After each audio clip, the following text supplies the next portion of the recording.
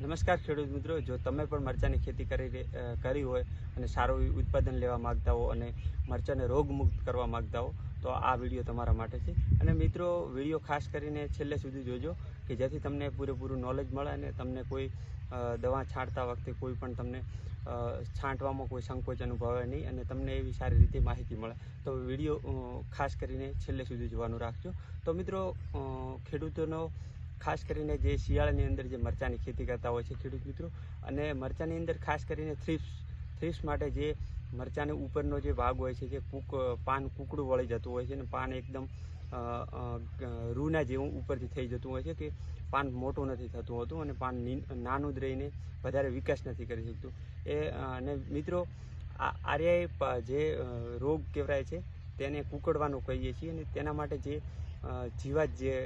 હોય છે તેને વૈજ્ઞાનિક ભાષામાં થ્રીપ્સ કહીએ છીએ. તો મિત્રો, જો મરચાંની અંદર એકવાર જો થ્રીપ્સ લાગ્યા પછી જો તેને આપણે સારી દવા છાંટીને કંટ્રોલ ના કરીએ તો આપણો મરચાંનો પાક પૂરેપૂરો ફેલ થતો જાય છે. તેના માટે મિત્રો, આપણે ખાસ કરીને ખેડૂત મિત્રોને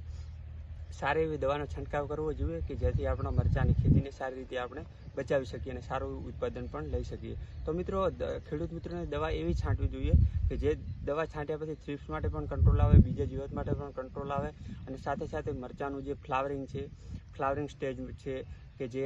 મરચાંનું ફળ છે તે પણ સારી રીતે ગ્રો કરી શકે અને ફ્લાવર પણ વધારે આવે. અને ખાસ કરીને ફ્લાવરિંગ ચાલુ હોય કે આવવાનું હોય કે ફ્લાવરિંગ થઈ ગયેલું હોય તો તે કોઈ બી દવા છાંટતા તે ફ્લાવરિંગ ડ્રોપ ના થવું જોઈએ, જેનાથી કરીને મરચાંનો પાક વધારે પુષ્કળ પ્રમાણમાં લઈ શકીએ. તો મિત્રો, તમે પણ જો થ્રીપ્સ માટે કંટ્રોલ કરવા માગતા હો અને તમારા પાસે પણ કોઈ સારી દવા એવી ન હોય અને તમે પણ જો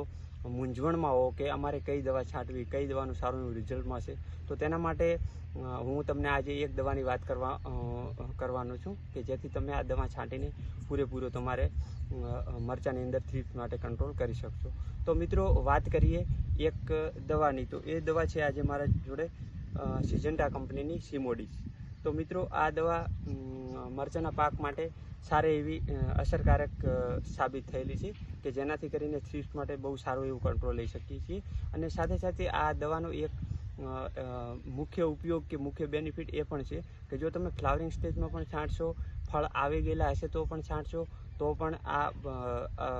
દવા કોઈ આડઅસર નથી કરતી અને આનો એવો મિનિમમ ડોઝ પણ આપણે આપવો જોઈએ. તો મિત્રો, વાત કરીએ કે થ્રીપ્સની અંદર જે દવા છે સિજન્ટા કંપનીની સિમોડીસ કરીને આવે છે, તે મિત્રો આપણે આના અંદર મરચાંના પાકના અંદર છાંટતા હોઈએ તો મિત્રો, પહેલો આપણે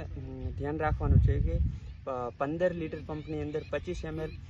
પ્રતિ પંપથી દવા છાંટીએ તો આપણને એવું સારું એવું રિઝલ્ટ મળશે અને થ્રીપ્સની અંદર 100% કંટ્રોલ કરી શકીએ. Thank you.